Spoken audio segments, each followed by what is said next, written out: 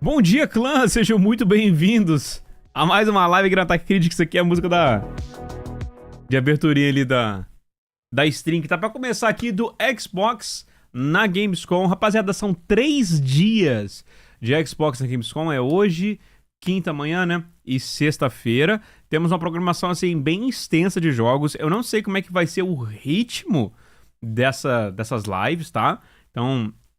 hoje vai ditar muito como é que... se a gente vai ou não cobrir o resto, que se ficar muito cansativo, tanto pra vocês quanto pra mim, eu acho que não vale muito a pena, né? A gente fazer uma cobertura, é melhor trazer só os melhores... um resumão, assim, das melhores novidades que a gente tem ali. Mas, de qualquer forma, rapaziada, hoje a gente tem um calendário, assim, uma agenda interessante, porque nós temos Starfield da DLC, nós temos o Dragon Ball Sparking Zero, nós temos o Forza Horizon 5, que muita gente tá... suspeitando ainda a versão de PS5, apesar dos rumores falarem que ainda não é aqui. E temos outras coisas, temos Atomfall, aquele jogo que foi anunciado no Xbox Showcase lá, que parece meio Fallout, assim. Então temos bastante jogos pra mostrar aqui. Mas vamos ver como é que vai ser no final das contas. Fala Gene Wolf, fala Samurai Zero, fala Rodrigo, fala Jonathan, fala Everton. E aí, Igor, como é que vocês estão, meus bons? Vendo a live do trabalho estágio? Sempre quis falar isso. Boa, pai. Tamo junto. 3 dias certamente que vai ter muito falatório. Então... eu não sei como é que vai ser o ritmo disso, sabe? Se for, tipo... é 3 dias, mas é 1h30 de evento. Sabe? É uma coisa mais comprimidinha, mais papum. Aí é de boa, pô. Agora, se for aquele diazão... 4 horas... Aí fudeu, pô. Aí vai arregaçar pra gente, né, mano? Vai ficar foda. Fala aí, Jota, bom dia, meu nobre. Como é que está, meu bom? Como é que é? Do Expedition 33? Expedition 33 sai pra tudo, Mesmo Switch, né? Quem sabe Switch 2, mas sai pra tudo. Você vai ver o Forza e o PS5, se isso acontecer, eu vejo do meu Series S, caralho. Então, o Zomori, tava rumorado inicialmente essa parada aí, né, dele ir pro PS5. Só que aí veio um outro cara, falou assim, ó, ainda não é a vez do Forza. Então não sei se eles vão anunciar hoje. Mas, cara, uma hora a Microsoft vai ter que se transformar em não uma parada first party de Xbox, mas sim uma grande publisher. Talvez a maior publisher do mercado, né? Acho que falta eles abraçarem. Parece que estão receosos de abraçar essa ideia. Parece que eles querem, mas eles estão receosos de abraçar essa ideia por conta do fandom, né? É até entendível, mas assim... eles estão muito afim, dá pra sentir. Vou falar aí, DJ, como é que você tá, meu bom? Tô curtindo, cara. Tô curtindo o mamaco. Pena que não tá dando pra gente ficar jogando direto aqui. Nada pode ser mais chato que o evento da TGS. O Play. Lembra do Play? Cara, aquele ali foi sensacional, mano. Tá louco. Muito foda. Podia lançar o Game Pass do PS5? Não. Aí a Sony não vai deixar, a Nintendo não vai deixar, obviamente, né? Game Pass, a gente tá vendo que tem consequências financeiras, então obviamente a PlayStation não vai deixar. A não ser que eles botem o Game Pass só de jogos first party da Microsoft, e mesmo assim a Sony vai ter que comer uma partezinha, né, do lucro. É complicado. Seria tipo o plano de assinatura da Ubisoft, da EA e tal. São só dos jogos deles.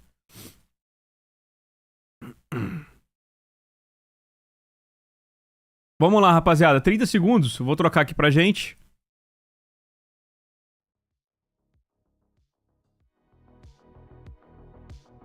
Eu vou até dar fazer aquele maceteco. Estamos aqui vendo direto do Xbox Brasil, tá? Então deve ter tradução simultânea, eu imagino. Tá escrito português Brasil ali, né? Vamos ver.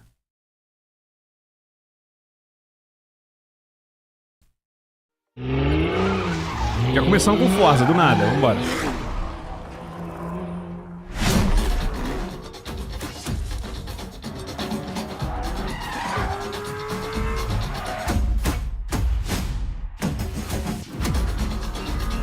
Novo modo de jogo.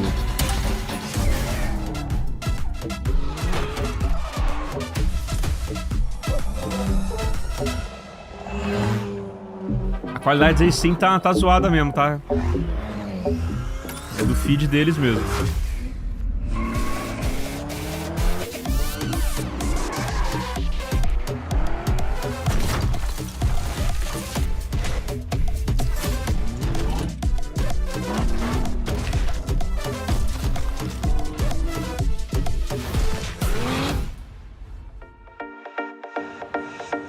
Ó, parece que não é agora.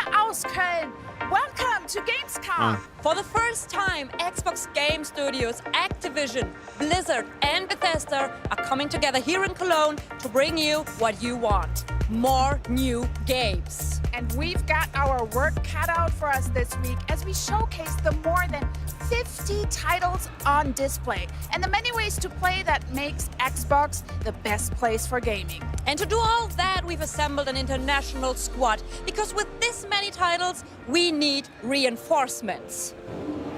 That's right, Lena. You need a crack team of gamers willing to play and properly fan out over the latest titles. It's a tough job, but somebody has to Como é que é a Gamescom lá for fora? some interviews, grande, live né, gameplay, cara? and some big announcements across Xbox consoles, PC, and cloud, plus all the latest titles from Game Pass and PC Game Pass. You know, in fact, Henry, we've already seen the brand new game mode reveal for Forza Horizon 5, Hide and Seek, at the top of the show. And remember, that launches on September 10th on Forza Horizon 5. But first, it's over to Charlie. Pô, essa... To help kick off our show, we've got some very familiar faces here with us. It's eles Sarah aí. Bond and Phil Spencer. Thank you so much for joining us today. First question, how does it feel to be here at Xbox's Gamescom presence? Eu tava achando que o português brasileiro era It's been tradução fantastic to see the fans, simultâneo. to be part of opening night live last night, and to see their reaction. This booth, and I have no idea why we're calling it a booth, because it's not a booth. It's an entire wonderland. Olha o Star Wars Really aí. is an underestimation calling it a booth, right? With experiences, with games that you can play, things you can see, incredible photo opportunities is fantastic. So to see folks pouring in and experiencing it. And it's just, it reminds you of what makes this industry special. Yeah. Which Onde is fica o all Gamescom? about Por que que vocês não celebrating vão? games, the joy E they eles vão bring, ficar na and the Alemanha, people who parceiro. make them. It's Acho que for isso us já our first responde tudo, né? Gamescom with Activision, Yeah. Blizzard, Bethesda, Xbox all here together. So there's Lies of definitely something few. special. All the teams have gotten together, and I think there's just such great representation. I'll also say the industry has gone through a lot of transition with our Jesus, shows, pegaram agora. and seeing Gamescom as strong as ever with fans, consumers coming in, Absolutely. all the creators that are here. Strength across Europe. Like, we need more of this in the industry. I'm glad we're here supporting. And it's just awesome to see how the gamers show up. As to support the show. aquisições. Bigger As and better aquisições every ali, year. eu We'd comprando love tudo. to see it. Before we come to the booth, though, I actually want to talk. I saw you both were at opening night live yesterday, and there were some pretty amazing reveals and news in there. So, what was it like? I couldn't get a ticket, unfortunately, but what was it like to be in the room with that live reaction? There's nothing better than being in the room with the live reaction I can bet. and to just see people marvel at the things that are being made, all the work being showcased, and folks put so much work into bringing that forward. I'd say for me, it was really cool to see Game Pass titles in the show. I think we had over a dozen titles that are coming to Game Pass in the show. We just have a fantastic lineup. But I was especially excited to announce that Genshin Impact is coming to Oh, Xbox. yeah. É verdade, That's né? my one. Ontem Yeah. o Genshin There's foi some anunciado pro pretty Game cool Pass. Game Pass rewards that are going to be part of that. Nice. Vai ter uma recompensa de Game Pass, não vai pra Xbox, né? Cross progression, and it's also going to be on cloud. So Ooh. that one was a real highlight for me because I know so many fans are excited to enjoy that on the Xbox. É legal que ele love vai when sair pro creators Xbox are making e a new prometida things. versão de Nintendo Switch And nada, né?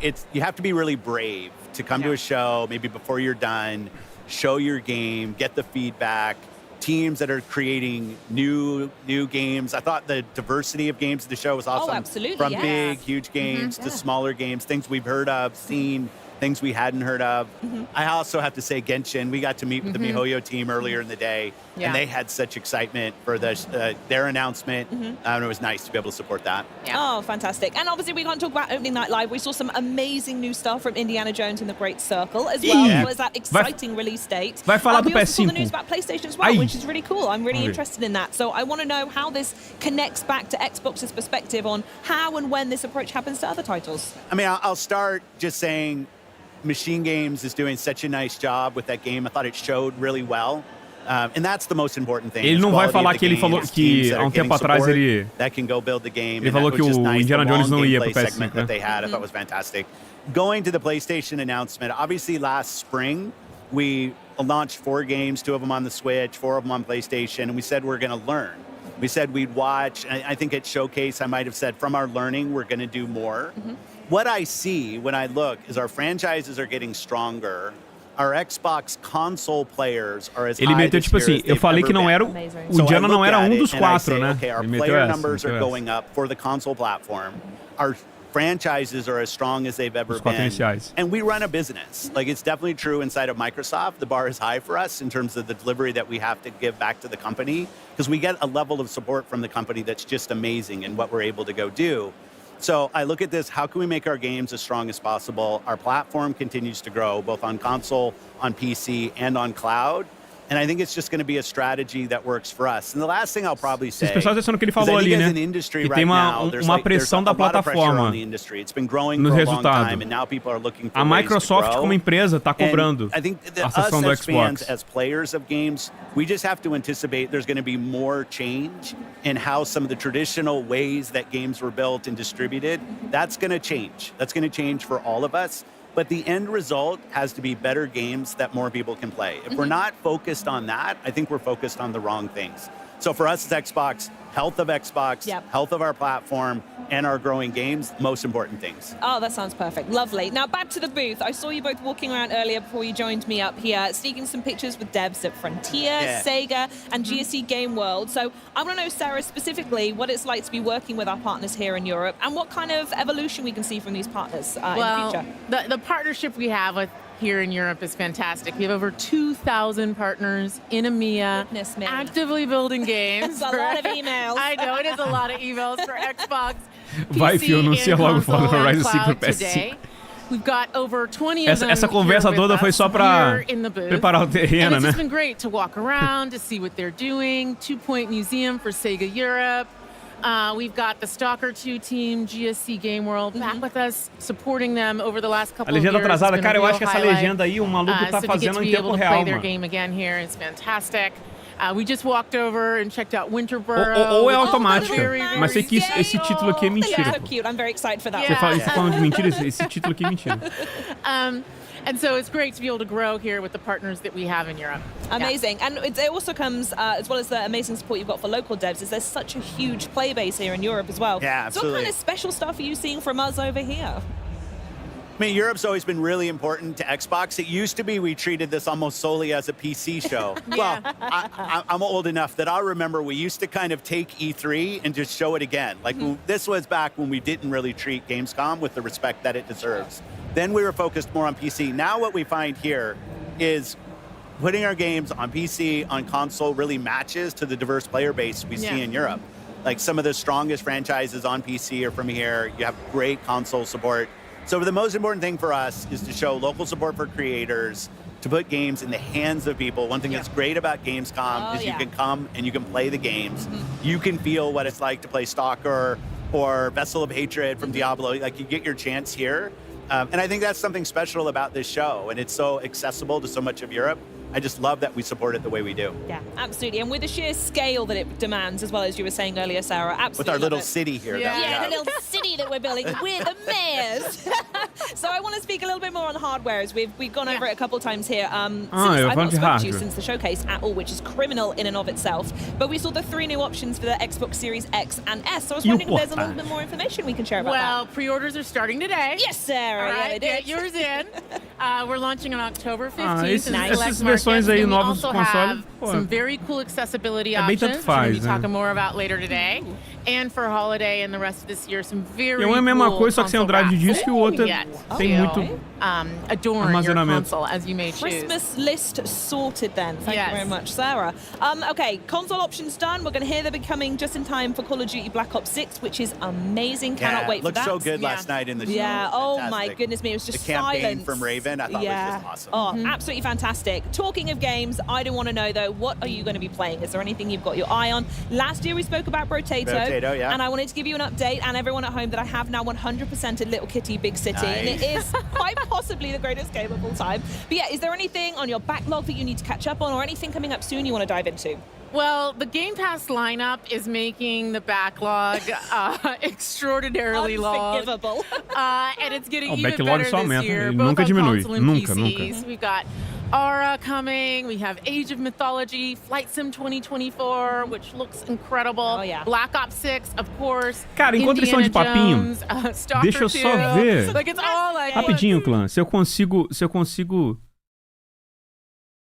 ver como é que tá. Já que essa legenda tá servindo de mesma coisa que nada, deixa eu ver se no vídeo do Xbox gringo, se a qualidade da stream tá melhor.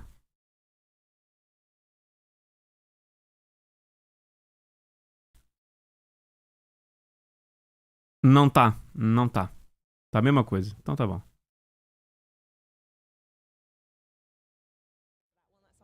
Love it. Perfect. Phil, anything for you? Well, E já rolou PC caso and disso, Xbox né? Live, Da people can see what stream I'm playing. brasileira tá pior. Yeah. A lot of Diablo 4 right now. My rapid fire rogue is L100. All my glyphs to good. 21. Yeah. Having a good time with that. I mean, I just love the game, playing with my friends. Path of the Goddess, Kinitsugami. Nice, yeah. Like our partners at Capcom. Esse Kinitsugami eu não joguei, mano. It was awesome to be able to partner with them. Joguei a demo, Some né? Game Passes. Gostei They're da demo, investing eu não joguei o jogo in final. new, like, we É can muito actually jogo come in saindo. with some financial funding to help support them investing in. And I just love the color palette, the boss design. Just a really, really fun game. Some old school kind of tower defense mechanics. I love that. One of the things I get to do every month is I go through the ID selects with the team and we nice. vote internally on games from different ID developers. Daydreams is a game I'm really liking. A little boy and his toy teddy bear, and kind of a single player type co-op game. It's fun. I'm sold. I think a Fala, couple months Alessandro. ago, Pô, vi iWater sim, was a mano. game that's really Inclusive, good. Like, gravei I love antes when da I gente get entrar em a live list of aqui, ver games se eu from posso pela creators tarde. and teams I haven't Saiu seen monte, before, né, cara? and get to dive in. I think there's like 15 of them. Os caras acordaram. I play them, and my vote's just like anybody else's vote in terms of where they rank. But that's fun. A lot of great games, a lot of kind of new things and things that have been around for a while. Oh, and I'm here, so I'm not doing it. My buggy in Starfield. I'm looking forward. I've been asking for Todd for vehicles. Come on, Todd. I want vehicles in this game. I'm tired of walking around this planet. And I thought the trailer for that looked really good last night, so I can't wait to drive around planets and Starfield. Wonderful. And talking of driving, I'm personally, if anyone's wondering, super excited. Forza Horizon 5 is over there. Yeah. It's the game I cannot put down. Absolutely adore it. So if they've got something new cooking, I desperately need to see New what gameplay that mode. is. There, yeah. So excited. Well, thank you so much for joining me. Thank you so much for the Opa, chat. acabou? Please enjoy getting your hands on our lovely city we've got here. But I'm going to speak to these guys here because if, All right. like me, you've been eyeing up those new consoles, then buckle up because we want to help you win one. Now, over to Bex with more information. Well, thanks, Charlie. So not only are these honeys available for pre-order right now, anyone watching the broadcast has a chance to enter to win A do Brasil either também? the Valeu, 1 Eduardo. terabyte Xbox Series X All Digital Edition, by the way, the 1 terabyte Xbox Series S, both in Robot White. Cara, or the se grand for aquela prize mesma coisa of da the 2 misoginia, não, terabyte mano. Mas eu não sei se é essa que você tá falando. Galaxy Xbox Mas essa Series X. I mean, misoginia look how gorgeous that is. é old To já. enter, just head É over old. to twitch.tv/xbox. Eu não sei se é essa que você tá falando. Se for Check outra, eu out the não rules sou and all the ciente. info in the chat. And best of all, good luck. So, next up, we saw Forza Horizon 5's new gameplay mode reveal at the top of the show, the hide and seek. We are now going to look at some new wheels that have been inspired by Dallas Maverick star Luka Doncic and, best of all, blessed by the GOAT himself, Michael Jordan. So let's have a look.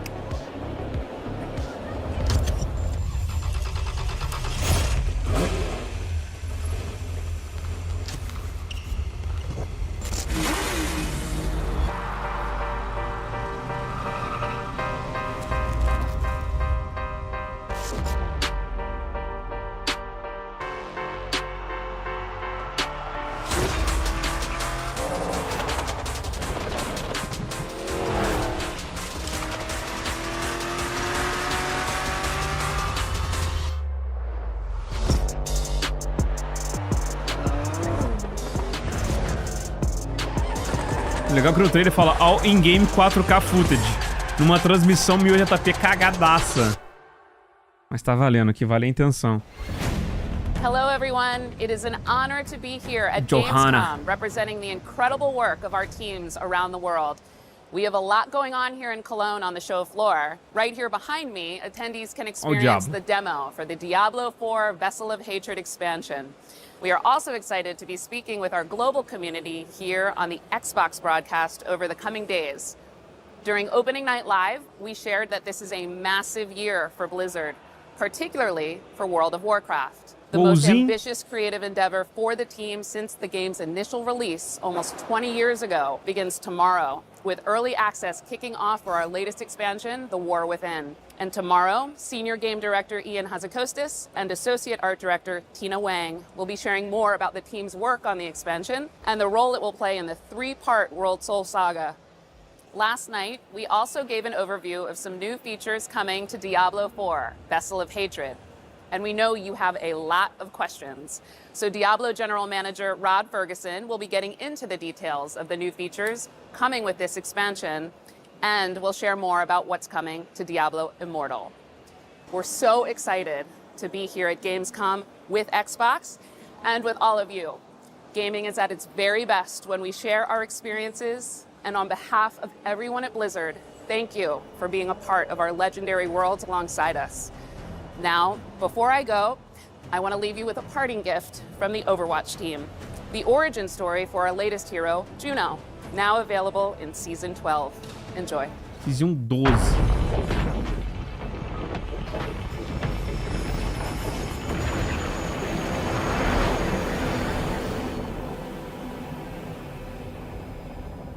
E na legenda botou 2. Flight, we're wondering why you haven't fired primary boosters yet. All systems appear optimal. I just need a minute. It is so hard to say goodbye to the only home I've ever known.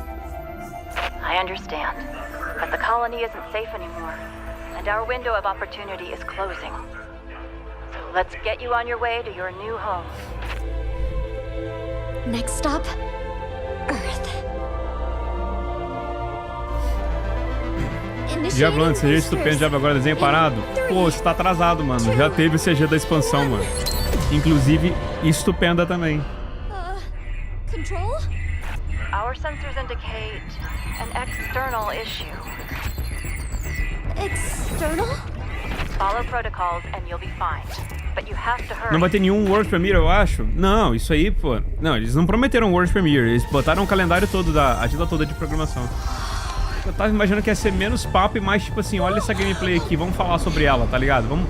Se liga nessa gameplay e olha só que coisa legal.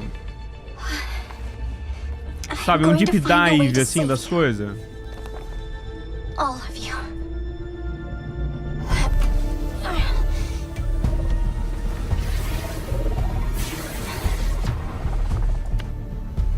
I think I see the problem. Copy that.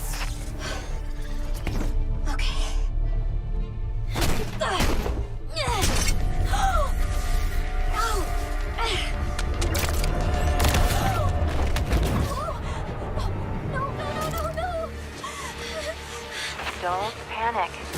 You're okay. I am definitely not okay.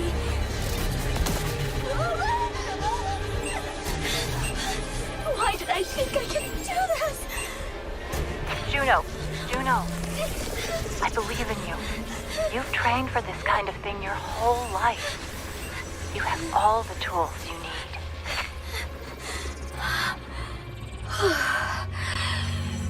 Okay. All right. I have all the tools I need.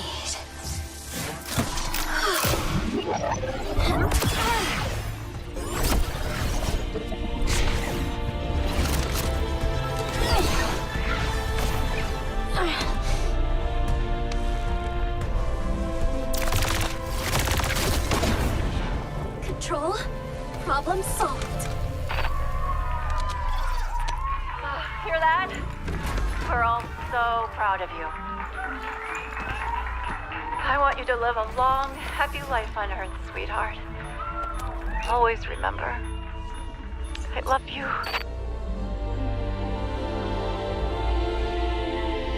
I love you too, Mom. Okay, Earth. Here I come.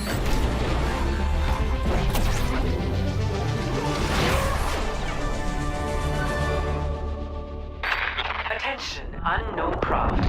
Halt your approach and identify yourself. It is too late to halt. I'm coming in very hot. Who is this? This is Overwatch. I am tracking your trajectory and will have someone meet you. For my records, where did you come from? I am from Mars, and my name is Juno.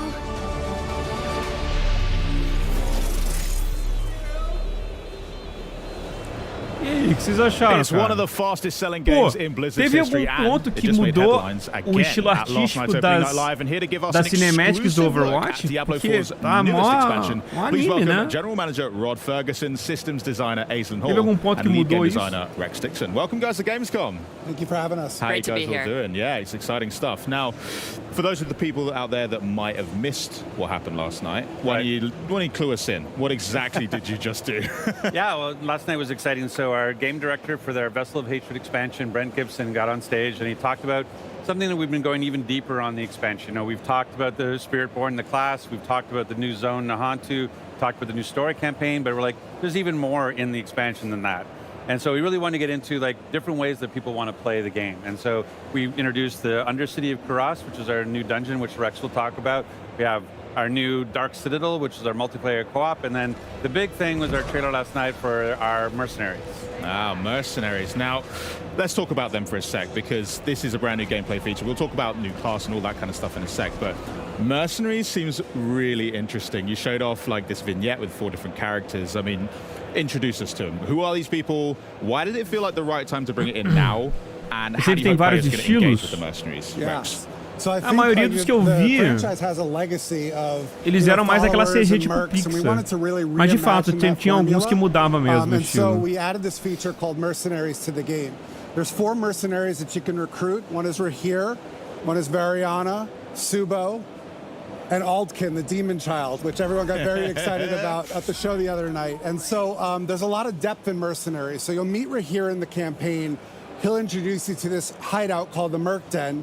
Within the Merc Den, you can find these quests. You have to go on these story-based quests to actually acquire the Merc in order for them to party with you. So each Merc has his own backstory, his own personality. And then once you acquire them, you can bring them into your party with you. And essentially it facilitates a way that solo players never have to feel like they're alone again. Because now they have this friend, this partner who can adventure with them. And so one of the ways that you progress your Merc is you have each Merc has their own skill tree. And you can sort of pick and choose which skills you want them to have. And it's a really nice way to complement your build. So whatever build you're trying to go with, you can have the Merc set up so their skills kind of match and overlap with your own. Sua mecânica pode ser legal. Teve algum outro jogo tipo o Diablo que fez essa mecânica? Vão ser quantas horas de evento? Espero que não muito, mano. Espero que meio-dia a gente já possa almoçar. Mas não sei, cara. So I'm going to have to be best friends with a demon child if I want to see the good stuff. Absolutely. All right, I'm in. And then this last feature we have is called reinforcements, where let's say you don't want to have a Merc in your party all the time. You can actually say, when I use this skill or perform an evade or something like that, I want this reinforcement Merc to jump on the field, perform an action, and jump back out again. Yeah. So there's a lot of depth, a lot of fun, and some great storytelling in the Mercs feature. Just to check, so Mercs, you can equip one at a time to complement your character, but you can access all of them and try them all out, see which one works best for you. Correct, and you can mix and match your combos, so you can have 2 Mercs, one is your main Merc and one is your reinforcement. Todos tinham essa mecânica? No Diablo 2 e 3 também. Caralho, o chat da live tá atrasado, né, mano? Yeah. 5 things happening, because there wasn't enough on screen already. Era só no 4 que não tinha? Well, have you got O any único que eu joguei não tinha essa you mecânica. like playing alongside? For me personally, Rahir, because Rahir's a dad and his daughter is introduced in the campaign flow. Oh. And so I kind of like associate myself with him because I'm a dad as well. I got 2 boys. Right. But also, like, I have a problem when I play Diablo, and I'm always speccing into damage and DPS at the expense of my defensive skills. And so here has this buff called resiliency. Vou mostrar mais da Val de hoje? Hoje não. Mas eu acho que nos próximos dias sim. And so I actually rely on that to stay alive when I'm playing the game. Nice. Aislinn, how about yourself? Yeah, I absolutely love Varjana. She's just totally wild. She's a butcher who's also a former cannibal, which is just crazy. Yeah. And I love playing aggressively. You know, I love building momentum and moving forward. And she has a kill streak mechanic, and that complements that very nicely. Como é que você tá, meu bom? Tá louco, velho. I mean, the Demon Child. I think it's such a unique Cada character in our tá world, and that maluco. Tá explosive maluco, power. né? That and the fact that it has the sort of the two sides, the human side and the demon side, is really cool to sort of complement the the variety on the battlefield. Okay, well, you've picked 3. I'll take the one left over. Yeah, Subo. Yeah, I'll pick Subo. I mean, who doesn't love a drunken archer, really? I mean, that's... Exactly. You know, Thank you. Well, that sounds like a lot of fun, but now, as promised, why don't we cover some behind-the-scene looks at the making Diablo IV Vessel of Hatred. Check this out. Os bastidores, hein?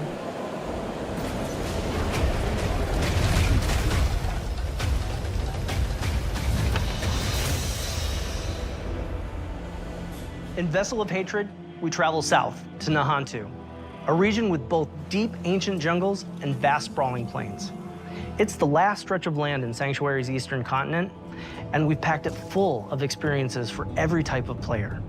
In this expansion, there's a whole lot to explore under the dark canopy of Nahantu. Nahantu is the southernmost region of the eastern continent that Diablo IV has been taking place in. It's the last region that we haven't visited yet so far in the game, but it is one that we've been to before in Diablo. There's lots of new areas. We have 6 in total. 4 of them are jungle themed, and then we have 2 that are Red Rock Canyon, but each one of them has their own unique identity.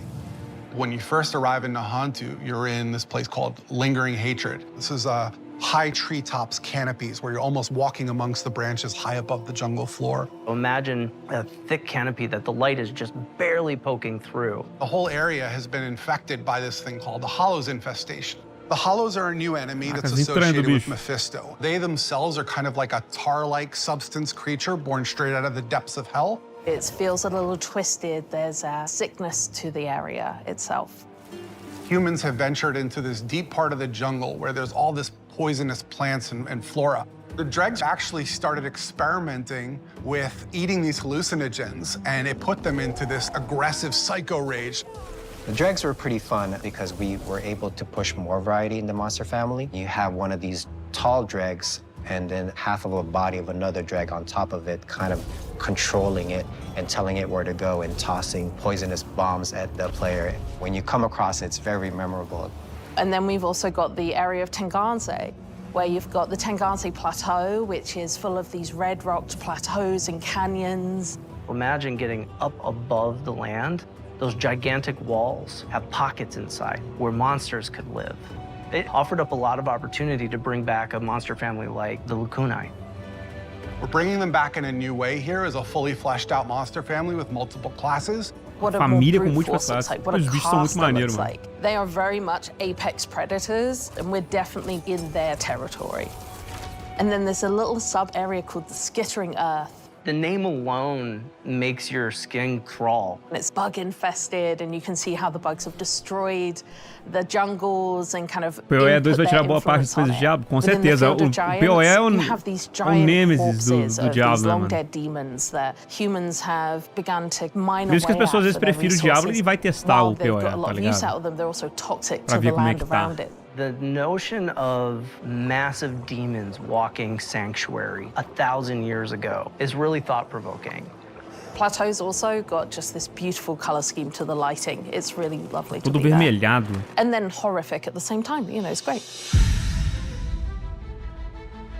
The mercenaries in Vessel of Hatred are a group of people who we like to describe as ordinary people with extraordinary skills. They have the same level of will to fight against the demons of hell. And there's 4 mercs that you can collect over the course of the campaign. Starts with here, a blacksmith and a shield bearer is more a defensive fighter. He's able to go in there and soak up damage, use his shield as a bulwark against the enemy. You meet him early on in the campaign, and he's one who introduces you to the mercenary network. You end up finding acquisition quests for 3 other mercs that you can find throughout the course of the story. Subo, the drunken archer, is going to work really well for people who want someone who's out of the main melee, in the back, offering utility and that kind of range support. É, isso aí é bom pra quem joga sozinho, né? É a mecânica do mercenário. Joga sozinho numa classe meio papel. É interessante. It's got a bunch of really interesting utility skills that you can kind of build in. Finally, we have the demon child Aldkin, who's a magic user who can transform himself from human form to demon form and join you in combat. There's this really great reinforcement ability where you can take one of the mercenary skills and attach it to one of your powers so that when you use that skill, it calls them in to do a specific skill. With the mercenaries for Vessel of Hatred, one of the things we are expanding on is the skill tree. For Diablo 3, you had a very basic type of mercenary, but this time you can actually push a little bit more into the skill tree and make the mercenary the way you would want to play.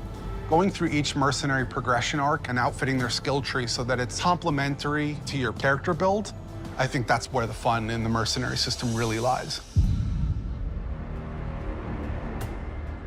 The Dark Citadel is a new in-game feature that's coming in Vessel of Hatred. It's an entirely cooperative player experience.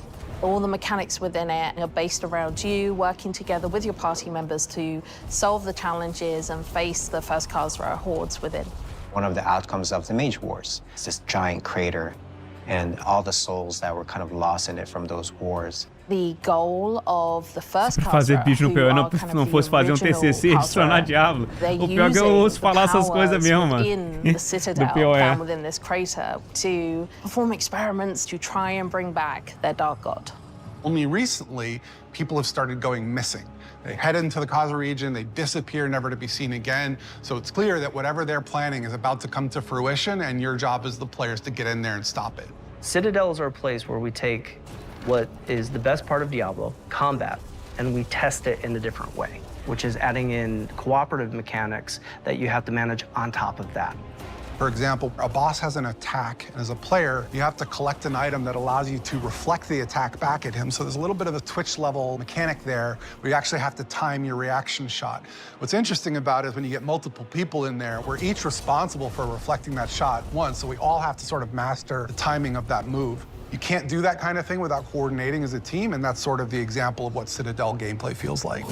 When designing the Citadel, we designed a lot of really cool bosses. And so one of the things that we did is we took that design and made like armor sets for each of the classes. That way you feel like you took their armor site dedicado a build dele, pra galera poder seguir site.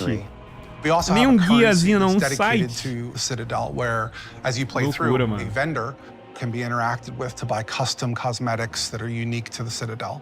You can play with 2 people, but the ideal experience is for 4. In order to facilitate that, we've built an all-new Party Finder feature, and the community has been pretty vocal about wanting this for a long time. It made a lot of sense to us to pair it with this new Citadel mode. It really is an activity that's geared towards people who love to play together with their friends or with strangers and enjoy that cooperative gameplay.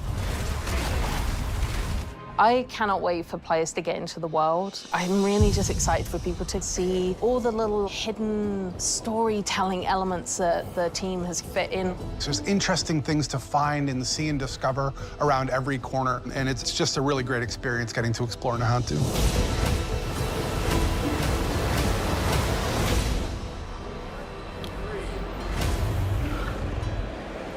3 pets. I mean, Party Finder, that is a mini fantastic idea. I mean, de husky siberiano ali. And the buddy's not there or whatever. I can fill that gap. Sempre quis ter husky, porque ele me lembra muito lobo, velho. Tipo o Ivana, eu acho maneiro. I want to talk specifically first about the Dark Citadel, because as a guy that's into his endgame activities, that's a really creative way to bring players together and actually work things out. So tell us, what actually will players have to do inside Dark Citadel to earn some rewards, get through it alive?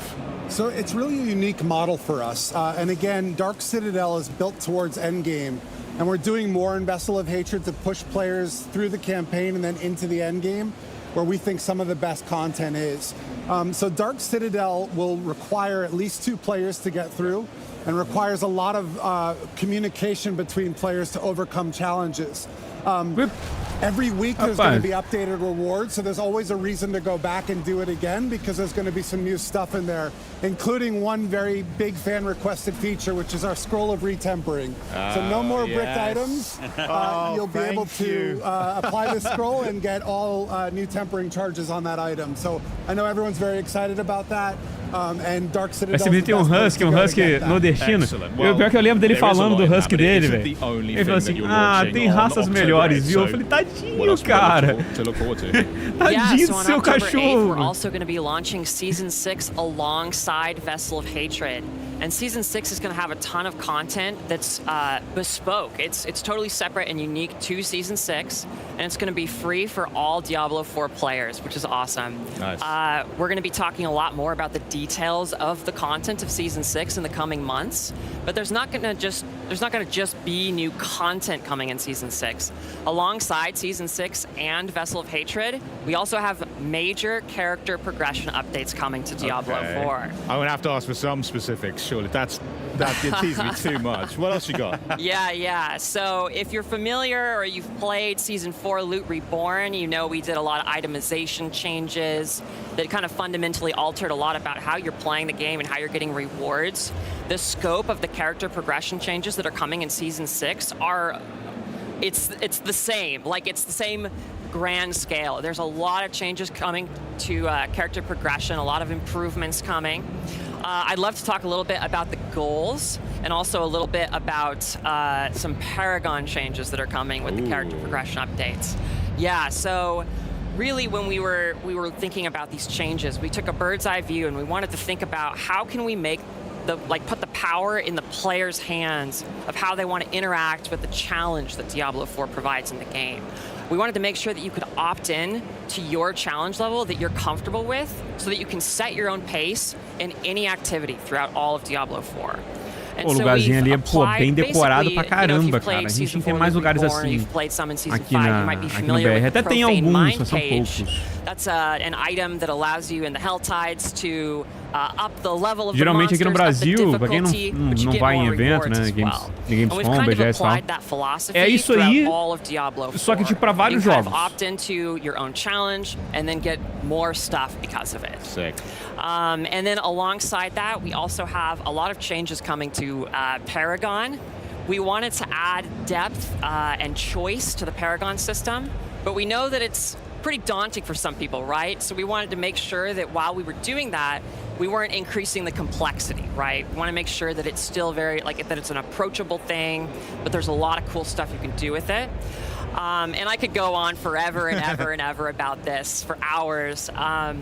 But we're going to have a lot more details in a developer live stream on August 29th. We're going to have a campfire chat where we're going to be talking all about the specifics of these things. Awesome. I'm absolutely buzzing to see it. I mean, the best way to Se de Diablo ainda precisa recitar seu personagem a cada season, precisa, mano. É isso que me desanimou a jogar um pouquinho.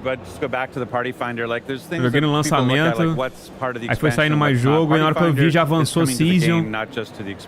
Aí eu, porra. And what's great about it is not only can you access it through the Vou ter que upar social de menu novo. that you can see, or you can access it through your remote wheel, you can actually access from the map. So when you say, oh, I'm going to go do this dungeon, you can say, and list it as a party that Já reviveram os HOTS? Meu desejo, cara. It's a feature that's going to apply to the Reviver entire o game. HOTS, cara. Eu jogava muito Gears of Also the mention, Storm. in Que addition to isso? Dark Citadel, we have another mode that we're bringing to the table, which is called Undercity. And Undercity is a time dungeon where you want to beat it before the timer runs out. And that mode has modifiable rewards. So you get these things called tributes, and depending on which tribute you use, you can modify and scale your rewards with the difficulty. It's a really cool mode. We're really excited. And one of the reasons we built these two modes Diablo que é personagem is em cada this season que concept of muda new ways tudo. to play. Pra quem só joga Diablo ou não trabalha, talvez seja interessante, cara. Talvez seja interessante. User can find something that is uniquely suited to them, and that's what New Ways to Play is all about. Me and my friends, we just love being able to have a bit of choice, which is really fun in Infernal Hordes in the current season, for example, and being able to tailor exactly how messed up we want this level to get is really fun. So the fact that it's getting applied to more aspects of Diablo that's awesome to hear. But between now and the Season 6 launch and Vessel of Hatred, what other activities can players get up to whilst they wait? I mean, really, it's jumping into Season 5. You know, like you were talking about, Season 5 continues the pace of Season 4. You can level up really fast. It's very exciting. The Infernal Hordes is a great new mode. Which is fun. You know, it's sort of a horde mode where wave after wave are coming after you. You can go and fight the Fell Council to get your rewards from that. But that's really the big thing. And like, just even if you haven't played through the campaign yet, that's one of the nice things about on the Vessel of Hatred is that it is a continuation of that story. So where Neyrelle chamou left de at the end of the desocupado? Não, não game, chamei de desocupado. you Já can falei, pick pra that quem story só up and joga get to Diablo continue e tal, and play. tipo So if you assim, haven't pô. played through the campaign yet, now's a great time. E saiu tipo And I would Resident Evil 4 I have to chegando also ali, do tá ligado? pitch, right? Like, E sai meio que it's an perto ali awesome Resident time Evil to 4. pre-purchase the expansion. Aí You você tá know, jogando one of the Diablo, things você tá we jogando had Resident Evil great 4, quando você vê, incentives você não before, poupa o where you nível get the máximo, porque cat precisa de mount, you muito get new tempo. armor, you get pets now, you snow E sai outros jogos no meio do that'll follow caminho, you tá around and ligado? pick up stuff for you. É But with difícil last night, we acompanhar actually tudo. added 2 more, where not only do you have angel wings that we had before, we added demon wings last night. So if you've already, so if you've already pre-purchased, you'll get your demon wings are coming or they're there. But it's a good time. And then we actually added with the deluxe and the ultimate edition, we've actually added 1 month of ultimate game pass. So if you haven't, jumped in yet, or if you want to add an extra month onto your subscription, pick up the pre-purchase, and you'll get an extra month. And I already got my code last night. I watched the show, got back to my hotel room, and there was my code for a month of Ultimate, so it was awesome. Now you got to find some other games to play while you're on that as well. Yeah, well, in between Diablo and, Is that possible? I don't know if that's possible. Pega level 100 umas 5, 6 horas. Isso, não mudaram muita coisa da última vez que eu joguei. So much fun as is. Eu joguei demorava pra caralho pra the upar, Season mano. 6 drop as well, and Vessel's looking great, new class as well. I mean, thank you so much. I don't know what else I'm going to play in the meantime. You guys have just killed all my free time. Well, it's great when it's the Se vai ter Fable hoje? Não vai, mano. E pelo que eu vi, eu acho que não vai ter Fable ponto, nem hoje, nem amanhã, nem sexta. And it's actually got a 20-minute demo of the Spiritborn. And what's great about it is you go in and you can pick whether you want to be a gorilla type or a centipede type or a jaguar type or an eagle type based on the Spirit Guardians. But then when it sort of clicks in after you played it for a little bit, like, wait, these aren't 4 different classes. This is one class with this amount of variety that I can apply to it. And so Na Season rapidinho, então a progressão é diferente if you can be a jaguar, be a jaguar. da primeira upada, então. You also can be, Aí até faz mix and match. You sentido. can be half centipede, half gorilla, and create really cool mixtures and unique play styles. And so, it's really exciting to watch people get their hands on. This is the first place that, outside of press and content creators, people have been able to play, and it's been fun just to watch them play. Well, half centipede and half gorilla is a disturbing image to end on, but, thanks a lot. Gente, tô ficando um pouco cansado, não sei contar vocês. Acho que vocês estão também, eu tô vendo um pouquinho os comentários de vocês. Eu já não tô conseguindo mais acompanhar o que eles estão falando, sabe? Tá cansativo. September's Diablo Immortal major update. We've got a sneak peek at the making of Immortal's hellish bosses, including the rebirth of the Dark Lord of Terror himself.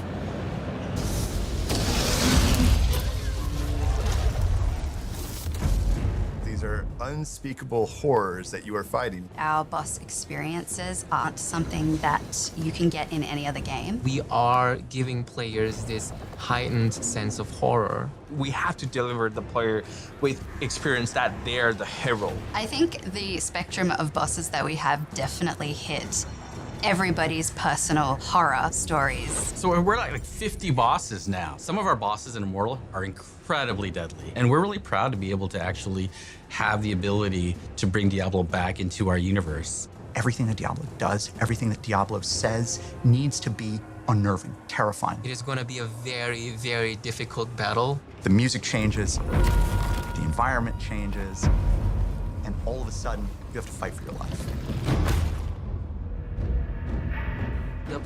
E agora vem o Diablo Immortal, né? It's usually quite organic. It really depends on the boss. Sometimes it starts with a cool mechanical idea. Sometimes it starts with kind of a narrative germ. The story team is going to have a lot of say in terms of like, what is the fiction behind the boss? And so what is the feel behind the boss? In some zones, we are going to lavish incredible build-up on a boss, especially the final boss. In Tristram Cathedral, before you fight Albrecht, the first Shardborn, there's a whole As expansões podiam dropar no Game Pass também? Pô, mas não dropa não? Exploring the ruins of Leoric Manor and learning Eu acho que vai pro Game Pass, vai não? So at the end, when you face him, there's this context and kind of a richness to the things that he is saying to you. Your flesh will hush the voices. That if you are paying attention to the dialogue, will maybe resonate a little bit more emotionally. Do you see how much stronger I've become? Once they have the mechanics down and how they feel the battle should Eu nem go, terminei a campanha do Diablo 4 ainda, também não, Gabriel, também não, mano. When it comes to designing a Diablo boss, there definitely is a long list of visual elements that we go to. Spikes, demon horns, rotten skin, decaying skin, burnt skin, different diseased skin. How do we stretch the skin out to make it look really uncomfortable? We take different parts of the body and then we twist them in very uncomfortable, awkward ways. We love using different humanoid bodies and then almost melting them together. The intention in creating Diablo bosses is to instill a general feeling of unease. So if it starts to feel like we have pushed it too hard, that's usually the comfort spots. We have so many different representations of evil and horror, so no matter who you are, no matter where you're from, you can always bet that there is something in our game that is going to terrify you. So we have many different kinds of bosses in Diablo Immortal. Bosses that are almost too big for the level. They're not mobile. You only see the top half of their bodies. We have tanks where the main goal clássico is de MMO, né? This big, boss gigante só aparece hunk of pouquinho meat dele ali. And beat it up until it dies. We have co-op bosses that are, better with friends, working together as a team to really take on these puzzles that the bosses present. And then we have mind-bending bosses that really change the way you play the game, what your perception Falaram is sobre Stalker 2? Ainda não, mas tá marcado pra falar. My favorite boss in the game is the Butcher. Hoje. Bringing the Butcher into Diablo Immortal was quite a journey for us because it is such a beloved character in the Diablo lore. When I was playing Diablo 1 for the first time, there was this shock associated with encountering the Butcher. You open the door, he steps out, he's cleaving you very, very fast. You're like, I've never seen anything like this before. What the hell is happening? Diablo 1 é muito foda, mano. We wanted the Butcher to be the real Butcher from the first Diablo. So it was kind of like, how do we bring him into our game? And what can we make more special about this particular encounter? Our Butcher is super intimidating. He's a gigantic boss, towering above the player. This is a Butcher that was basically too angry to die. He's just shoving his guts back in. He's got the chain that he throws. He's got the rush, he's got the fire coming out of the ground, and it's just a fun, nostalgic fight.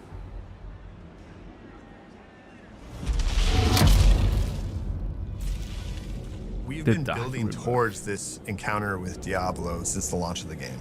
Diablo is the Lord of Terror. His food and drink is the fear of other beings. He has this very Na programação tem um horário de cada jogo aparecer? Não tem. With his giant horns on his head and also down his back. He has Pelo this menos very imagem que eu vi, né, intimidating smile that is signature to Diablo. Diablo having a World Stone shard means he's entering the nuclear age. He is now walking around with a weapon of mass destruction to bend reality, to perhaps create new realities. The whole team is excited. It's electric. Getting to bring back Big Red and then unleash him, not just on one boss fight, but on an entire zone, on Sanctuary itself. This Diablo is going to deliver a very epic experience, as good as any other Diablo games. It's going to be the best Diablo ever. I said it here first. It is going to be possibly the most difficult battle in the game ever. Vai ser a batalha mais difícil no jogo de todos os tempos. Então se prepara aí pra abrir tua carteira, meu amigo. Well, they're called Lilith's Mightiest Warriors, and I'm not just talking about our guests here, but joining us once again, this time to tell us more about what we just saw. We've got Diablo's GM, Rod Ferguson, and please welcome Diablo Immortal's executive producer, Pei Wen Yao. Hi. Thanks so much for joining us, Pei Wen. Thanks for having me. What the hell was that? Nossa, vai ter painel conversando sobre o Diablo Immortal. For the lore of Diablo, because you're bringing him back. Yeah, well, Tell me about this. I mean, it's a thing that I don't think everybody really knows what Diablo Immortal is, really. So let's start with there. Okay, fair. Like, I think Diablo Immortal, the way to think about Diablo Immortal is our free-to-play offering in Diablo. It's a way to bring more players in. We wanted to go where the players are, and we were like, okay, not everybody is part of the mainline Diablo 4 world. So this is a way to reach players where they are. And so we have this great free-to-play, huge campaign, over 11 zones. You get 8 classes. We just added 2 over the last 2 years. Best class. The best, yes. So the best class. With the Blood Knight and the Tempest, our new classes. And so it's really an exciting time. And so the story, the campaign, which is, again, over these 11 zones, is basically you're working with Deckard Cain to beat this demon Skarn. Now, what's happened is that this takes place between Diablo 2 and Diablo 3. So that's why Deckard Cain's still alive, and we're able to bring Diablo back. So it's a really exciting time, and this is what this whole year has been leading up to. This is the year of the Age of Unmaking. This is the return of Diablo, and they've been building towards it for like over the last couple of years now. Yeah, totally. I think, you can tell Diablo is very, very major character in the Diablo franchise, and we have that on our splash screen all the time. So I don't know if it's a plan, but this is truly the most important chapter of the story, that where it starts. And, Diablo is very, very significant because it's one of the original antagonists. It's one of the 3 prime evils. So I think in the history of Diablo story, Diablo world, Diablo has this reputation of corrupting people's minds, corrupting humanity, and twist people's minds. So when it comes down to the word, that means something is really going down. So what does that mean for the people who are here at Gamescom? Do they get to experience that now, or what experience have you brought for them on the booth? Yeah, so, well, first of all, we're really honored to be here at Gamescom. Like Rod mentioned, Diablo Immortal is our first take of mobile version Já of passou Diablo Starfield? World, Ainda não. On the phone, on the small phone. Tem o Starfield também. Our mission is to reach more audience, Esse negócio vai and acabar that's às why we 6 da come tarde. here at Gamescom. Today we brought into a beautiful booth right here. That's great. Yeah, this is one of the most important content and gameplay in our game called the Heliquary Boss. So Heliquary Boss in our game is basically, it represents your power. It represents your power progression because all those bosses are your power gates. You have to beat them in order to get to the next difficulty level. So as you go Eu queria through ver the pelo menos o game, Dragon you Ball, will mano. feel you're getting stronger, and Pelo you menos go Dragon into more Ball. difficulty level, you get more stuff, the loot and the dungeon and the zoom. Most important thing about Diablo Immortal is that we want to create this social, very sociable, very lifestyle kind of gameplay. So for Heliquary Boss, you can actually you can either play a solo, or you can bring your friends over there. And that's what we bring here. We built a tournament that 4 players come in to the booth and they can play, and you can just rank on the leaderboard and get awesome rewards. Yeah, you have to beat 2 bosses, so there's like the 2 phases. You have to beat 2 bosses, and right now the fastest is about 2 minutes 45 to get through. Think I got a shot? Yeah, absolutely. Yeah, thanks. Absolutely. Thanks. No, I know you play a lot. That's Yeah, good. that's right. But anybody can do it. But it's really interesting that what Será que o Dragon Ball vai ter essa tensão toda que eles estão tendo aí? Made for in this sort of these Heliquary bosses, and it's really exciting to see. It's part of the progression. So it's always fun to have these new and interesting and different types of fights to have, and the fact that it's on mobile but also on PC. Like you can play free to play on PC today, and it's a great experience. So players at home can also still experience the Heliquary bosses right now, or is yeah same right now. content, same game, and cross progression, cross play. So tell me about then the build up to Diablo's return. What can players expect to? What kind of content can they get into right now and in the lead up to that content dropping? Yeah, so next few months is going to be, like I said, it's going to be the most exciting story chapter of Diablo Immortal. Joguei Immortal por mais de ano comprando passe de batalha. Enfim, meu vício acabou. Amém. So we're going to keep some in the future, but the latest one is valeu, Red Hags. Obrigadão pelo sub aqui, meu querido. It's a release we call it Crucible of Justice. Valeu, meu bom. This is where the story, we're going to review a very, very powerful weapon. It's called the Eldrim. It's a holy sword. And the player is going to go through the mission, the quest of purify that sword, and that sword is the secret weapon to kill Diablo. So you have to find the sword and purify it, goes through the ritual. And for player, the ritual, you know, I think if you play Diablo Immortal, you know, player is the hero. Player, you play the hero, you save the sanctuary, you save the humanity, but the sanctuary is corrupted, it's dark, and that darkness casts into players as well. So the ritual of purifying this Eldrim is actually a symbolic move of player that they willing to sacrifice themselves for the humanity, and that they want to prove themselves to be worthy to use the Eldrim, the holy sword, to kill Diablo. So that is the first part of the September release. Tá difícil de ver na telinha, Clã, não funcionou. Part to the December, our holiday time, and we're going to release the second part, which is the most exciting part, that you're finally going to face the Diablo. And with the Diablo boss itself, we also introduce a Eu não consigo ver na telinha, Clã. It's called the War's Crown. You know, zone is one of our very, very important content in the game as well. It's beautifully designed. Not traditional concept of beautiful, but it's... Yeah, I don't think I've ever heard the word skin used. Não dá, não consigo jogar, não consigo jogar. I'm a little concerned, but I'll trust you guys. It fits the word. It's beautifully designed. It's very dedicatedly, you know, created, and it's icy. It's barren, and it's that way is because Diablo travels through that continent and transforms the place. So it's like very depressing. You know, all the cast coming down to the earth. Well, that's why, you know, players are here to save the world. Yeah, and when player travels through this War's Crown, you're gonna encounter a lot of enemies. You know, you're gonna defeat them. Eventually, you're gonna encounter Diablo as the final boss. Yeah, I mean, you know Tyrael. Like Tyrael is like, when you think about like recognizable characters in the Diablo lore, Tyrael, the Angel of Justice, is one of the top ones. And so this is what's really neat about the story, is that it takes Tyrael's sword, Eldruin, and that's the sword you have to use to defeat Diablo. And so that whole idea of, hey, while I've been fighting Skarn and getting these World Stone shards, I've become corrupted and I have to get purified over in the Cold Isles so that I can actually be worthy of this sword. And taking that sword and then being able to use it against Diablo is just a really cool moment. I mean, you said in the video as well that this fight with Diablo will be the toughest fight players have ever. I mean, is that true? What are you possibly throwing at us? Because you also just showed us like a 20-foot butcher. So, well, I mean, what's Diablo? What's he going to do? Eu tô acostumado com os vídeos de conteúdo mais Subway Surfers no TikTok. Cara, já vi alguns vídeos desses, velho. Então o cara foi ter uma gameplay rodando no fundo e dane-se, mano. Boss is going to be the hardest one that player gonna encounter. Because Diablo is such a classic character, so we still take a lot of, you know, the classic skills from Diablo. So, you know, it's still featuring fire, lightning. So if you go to the battle, have some equipment, have some gears that with the fire and lightning resistance will be helpful.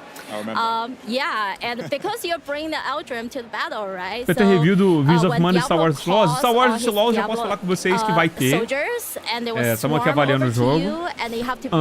Agora do Visions of Mana, por enquanto ainda não sei se vai rolar. Actually gonna recharge your Eldrim.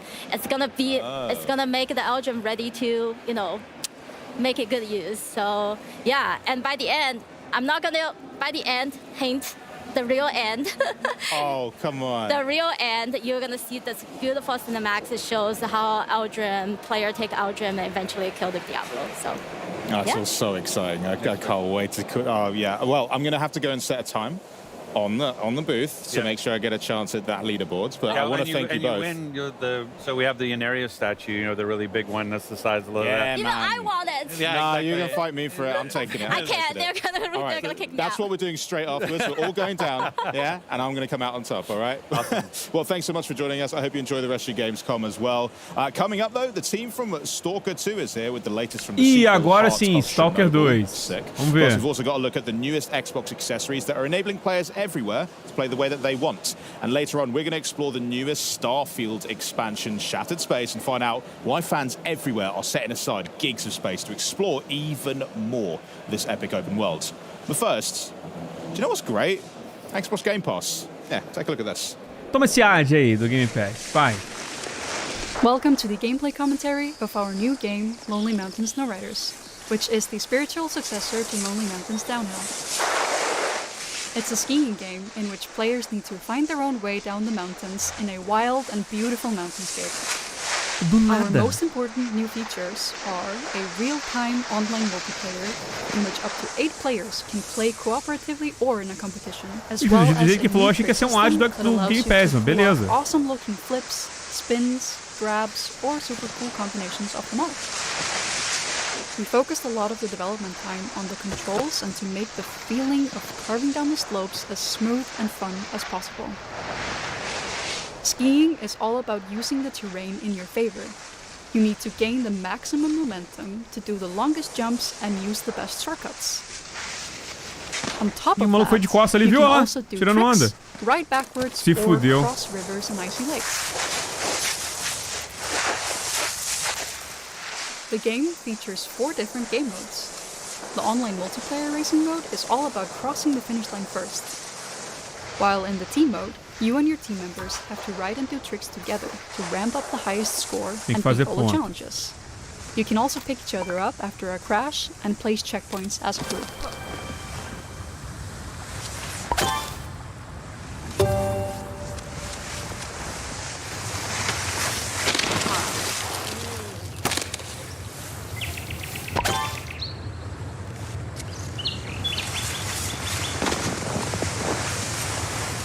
In the solo mode, you have to beat challenges to unlock new mountains and trails.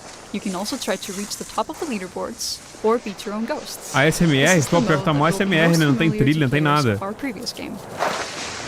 And É só last but not arrastar. least, there's the new Send mode. Here, you can ride all trails without any kind of pressure and freely explore the mountains to find secret spots or just enjoy the beautiful landscape. Whether you're playing multi or single player, you will gain experience to level up your profile, unlock new ski types and trick poses, and a large variety of customization items. Thank you for taking the time to watch this video. Cara, te agradeço por não estender muito essa apresentação. Tá ótimo. Achei legal o joguinho. Bacana. Game Pass, a gente joga.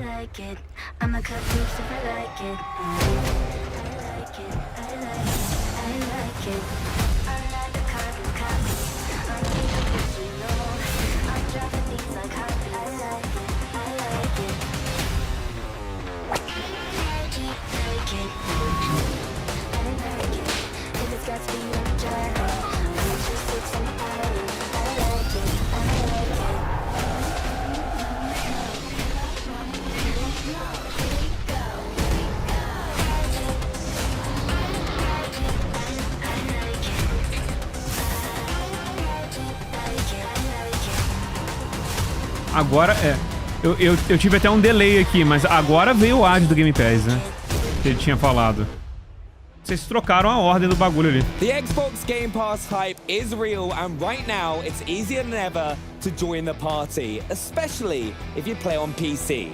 Why? Because PC Game Pass is designed for PC players. Get new games on day one like Call of Duty, Black Ops 6 E mais barato, on October Game Pass 25th. Day One no PC mais Play some of the barato biggest games of the year and unlock do que no partner Xbox. benefits Isso é from surreal Riot pra mim. Games and EA Play. And if you're not already a PC Game Pass member, join now and get your first month of PC Game Pass for $1 or €1.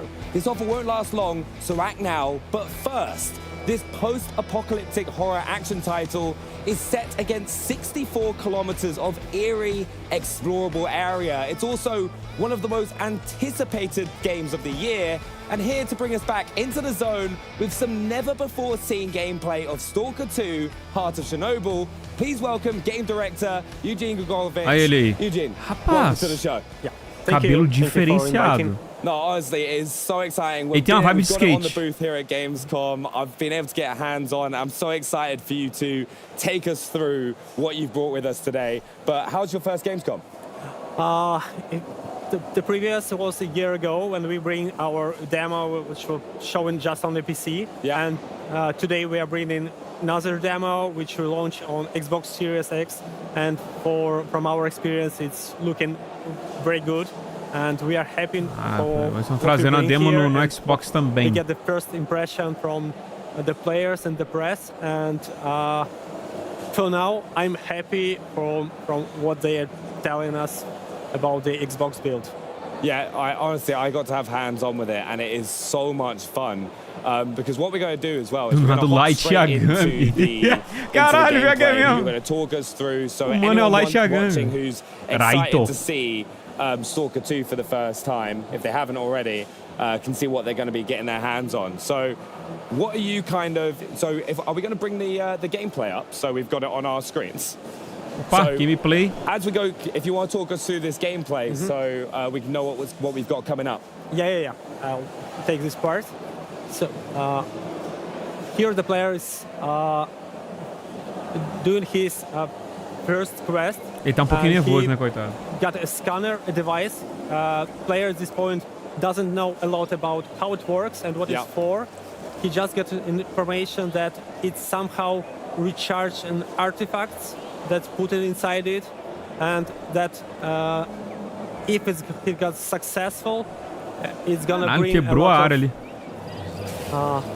lot of, let's say, money. Maybe something else. So at this point, player don't know what is the goal of the character, why he's doing it, and he's learning the story about your character also by doing this quest line. Because this is actually the bit that they've got on the show floor here, isn't it? At the start of the game. Because I had so much fun. I get what you mean as well when you're just trying to discover what exactly it does, and the storyline sets that up. But what about the combat in the game as well? Because we can kind of see our first fight here. Yeah. So it's a group of bandits. They were resting just nearby in their camp and doing their cheeky-breaky stuff. And then they saw that something happened. A wall was destroyed with a huge noise. They just turned up going to see what's happening and found you. Ué, é difícil de ver os inimigos, eu não tô vendo ninguém. It's amazing as well, because I found myself when I was playing this, I was like the flashlight turning on and off, and like you can also like lean around corners, can't you, to kind of like engage fights from like a bit of cover.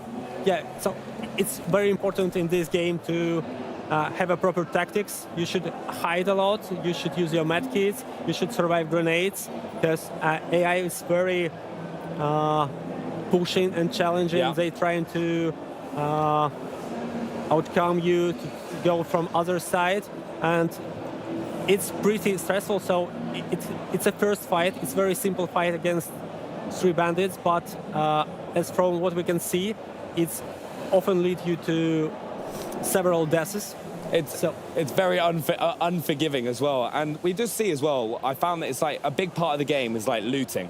So what kind of things should people be looking out for when they're looting? Yeah, so the part of the game, so while we are fighting, we are losing our resources, consumables, food, ammo, and after the fight finished, we have to get through the dead bodies' pockets to find some ammunition, maybe loot their camp to restore what we just spent, because without it, we just run out of ammo, and the player would be like stuck. Because that's the big thing I have. I am very trigger happy when it comes to first-person shooters. Like, I fire way more bullets than I should. And then I found myself as well, I was like, I need to go check every building that I can because I need more ammo. Like, what kind of advice would you say for players hopping into Stalker 2 to spend their time in the world?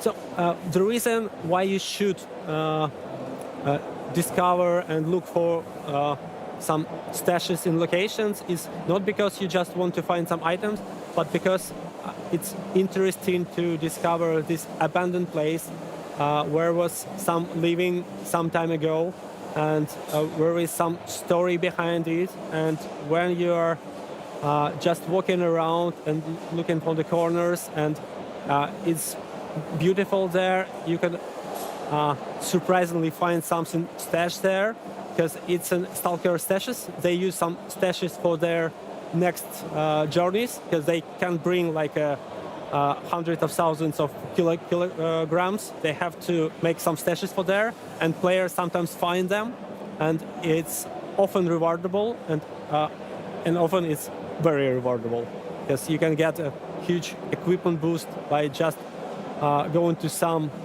building you didn't expect to find anything there, but it could be there. That's what I found. I found Ele tá falando myself bastante like an de assault coletar rifle recursos, when I just had a pistol to start with. I was like exploring buildings and found explorar that. bastante os But the lugares. game also, it looks amazing. Yeah, this is the start of a next fight. The player, we have some stealth mechanics. Jogou uma granada. It's not very. Tinha inimigo ali, mano. As you used to Não have sei se stealth pra in the tela do game, cara ele tá it vendo. Pra doesn't eu offer aqui, you, mano, tô like, vendo ability nada. to be invisible for enemies. No, they will see you and shoot you. But at least it allows you to get slightly closer, to find better position to start the fight, or maybe to initiate the fight with a grenade, so it would be easier for you. And then the fight is pretty challenging. Yeah. And you have to watch your hit points and your state, because you could get bleeding, and you have to use a bandage to stop this bleeding, because it's gonna last for long, and you're gonna lose a lot of hit points if you not stop and use the bandages. Yeah, because you have multiple ways of healing, don't you? Você fica sangrando, você tem que usar but there's like different types of med kits that you can find as well. Tipo de remédio, né? Para estancar o ferimento. Yeah. And they provide additional boosts, but mostly it's restoring the hit points. But also, if you are not in the fight and you just need to recover a small portion of health, you can just eat, and it will also bring you a small portion of hit points. See, that's what I loved as well. I found like there's so much resource management that you have to like pay attention to as Stalker, which really gives you a different challenge. So it's like you said, if you don't eat, you're going to perform worse in gunfights. Yeah, so you have to watch about your state, just like you're watching about yourself. So we try to bring this simulation or atmosphere as you being the real human that goes to Chernobyl exclusion area with your backpack, with some food, and you just have to do the same things to survive in the game as in life, because you have to eat, you have to sleep, you have to like you fall, you broke your leg, you have to use some medkits to survive this, and that's what we are doing here. Yeah, no, I honestly, like, it's one of those things. I'd recommend it to anyone. If you haven't had the chance to just play the original Stalker as well, because when I got to play here, you just think and approach gunfights so differently, because there is that like risk element, and some of the enemies, like I was jumping out of my skin because there was like a camouflaged opponent that I came across in the demo here at Gamescom. And like, can you tell us a little bit more about the enemies that we're going to face? Yeah, so the zone is inhabited by different factions. There are factions that came from the first Stalker trilogy, and there are new factions, and they have a story behind them of how they appear, what is their goals, and for the player, it would be interesting to uncover and discover these stories. And it's important to mention that from one walkthrough, the player won't know the whole story. Yeah. So you had to have several walkthroughs to get all these pieces together, or you could discuss it with your friend who choose some other path, and you can share the information about what you see to each other, and you uncover, oh, I didn't expect that it would happen like this. Yeah. So it's, for me, I find it should be interesting for people to discuss their experience with each other. Yeah, we also saw just beforehand, right, we can actually see the scanner going on right now. Can you talk us through this? It's Echo Scanner. It's a simple scanner. You just beep, and the faster it beeps, the nearer is an artifact. Yeah. You can collect an artifact just by using scanner. And at this point, player faced that Bloodsucker. It's a canonical enemy in Stalker series. He has an ability to become invisible for player, and we found that from the feedback of the players and from what we see, that he's doing quite challenging thing for the players, and but also it's very rewarding, because when you start playing the game and you start facing some challenge for the first time, you may die, second time you may die, but after it becomes easier for you, and at some point you become master of the game, and everything is easy for you, but it takes time to learn the game. This terrified me. Like, honestly, I was there going like, wait, at first I was like, what's attacking me? And I was like, how do I counter this? And I was like, suddenly realized there was a camouflaged opponent attacking me. Cara, o maluco tá vendo até o inimigo invisível, ele tá vendo, mano. Challenging enemy, like, components. Whether you're fighting bandits, whether you're, like, fighting these sort of enemies. And then I was like looting everything. I became like a loot goblin where I was going into every building and just trying to find as many med kits so that I could stay alive. And there is also a lot of pieces of content just near the locations. This is not a main quest. It's often not a side quest. It's just some encounters or narrative little stories to bring you an experience of discovering this real location, real zone, and it's not a fake world. It's full of small pieces. Yeah. And for me, I find it very interesting to discover. Even if I know the game pretty much, it's still the world map is so huge. So even for me, going back to some locations make me feel, oh, I didn't expect to find it here. Oh, they bring something here also. So for me, it's also like I feel the same wow effect when I discover something for me. You really get rewarded for spending that time to look around the world and kind of try and find those caches, and it's going to pay dividends. Yeah, it's one of the main goal in making this game is to bring as much freedom and allow player to be as he wants to be or she wants to be, to play the role they feel that works for them, and the player could like start being very rude and cruel, and they can act totally different in this game as like a player who wants to be on the friendly side. So there are a lot of freedom. It's rewarding. So even being cruel is rewarding, but there is a balance. Like the game will also punish you for something. No, 100%. And I think one of the main things is for everyone who's been watching and wants to get their hands on the game, when are they going to be able to play? It's November, so it's not so much time left. And for us, we are like every day counts. We are doing everything possible to bring as polished gameplay as possible, and I hope you enjoy it. Well, honestly, from what I played at Gamescom, I can't wait to play it more. But thanks so much for stopping by. You can get Stalker 2 Heart of Chernobyl on November 20th. And of course, it launches day and date on Xbox Game Pass as well. But now to a new line of Xbox accessories, making a splash here at Gamescom. Take a look. So thank you so much, DJ. I'm Thank you. Thank you. Quase que esqueceram de cortar o microfone do cara, hein? Play video games.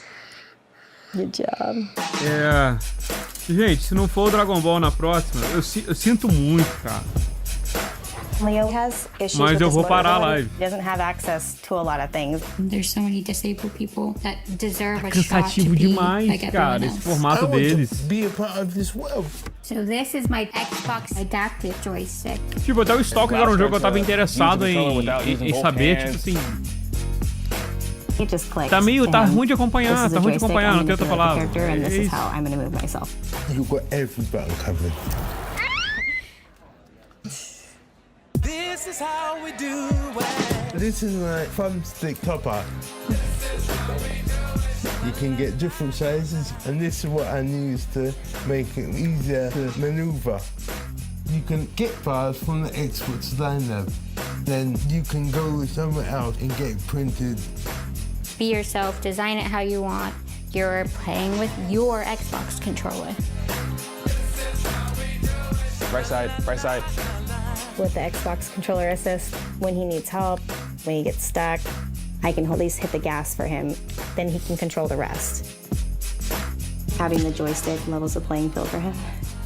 Your character, he can fly. He can do everything you can't do. He enjoys winning and will definitely let you know when he does.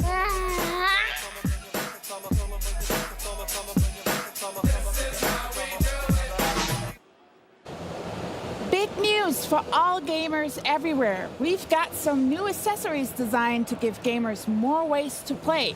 And here with all the details, please welcome Xbox Principal Designer Chris Kudrowski and Senior Tem uma Accessibility sessão Product inteira Manager só Keighley do controle. Jones. Tá. Welcome to Gamescom. Thank you. Maxie. Yeah, thanks for having us. How's Rapaz, Cupom uma treating you? sessão All inteira good? só do controle. I love it here. Yeah, Amazing. first time in Gamescom. This is pretty exciting. Oh wow, first time. Gente, cara, essa live é capaz de a gente ficar o dia inteiro cobrindo ela e não vai acabar. Meu Deus do céu, cara. Tem que tomar um litro de café aqui agora, mano. Que isso, mano. Gente, olha só. Hoje a gente tem podcast lá no Nerd Games. A gente vai estar lá com o Mikali, que vai estar trocando uma ideia com a gente. Então, eu não sei que horas que a gente vai acabar. Imagino que eu vou chegar um pouquinho tarde, então por isso não vamos ter macaco hoje. Mas eu já preparei uma gameplayzinha que eu gravei faz mais de uma semana já, mas deixei separado justo para essa ocasião. E é uma gameplay do Lockdown Protocol. É um jogo que é tipo um Among Us, foi bem divertida a gameplay. E eu vou botar ali pra vocês, pra tocar à noite em formato de estreia pra vocês acompanharem. E tem também um vídeo de react do Crimson Desert que eu já gravei, que eu vou lançar pra vocês aqui na hora do almoço, né? Uma meio-dia e meia, assim, por aí. Então, tem conteúdo. E aí amanhã não vamos cobrir o outro evento. Não vamos cobrir o outro evento. Que vai ter esse mesmo pique aqui por 3 dias, né? Então, já deu pra ver que não vai dar. Se tiver uma coisa interessante, tipo o painel do Dragon Ball, trouxe alguma coisa legal, eu gravo um react pra vocês. E aí a gente vai e posta separado, né? A gente não precisa assistir ao vivo assim. Beleza, meus queridos? Então é isso, meus bons. Eu não ia estar fazendo live... se eu soubesse, sim, a gente tinha feito uma live do macaco pela manhã. Mas é isso, meus bons. Vamos ficando por aqui. Um bom almoço pra quem ainda vai almoçar. Um bom trabalho pra quem tá aí dando serviço. E nos vemos amanhã ou lá no Nerd Games hoje à noite. Às 18 horas, estamos ao vivo. Beleza, meu povo? Um grande abraço. Até daqui a pouco. E fui!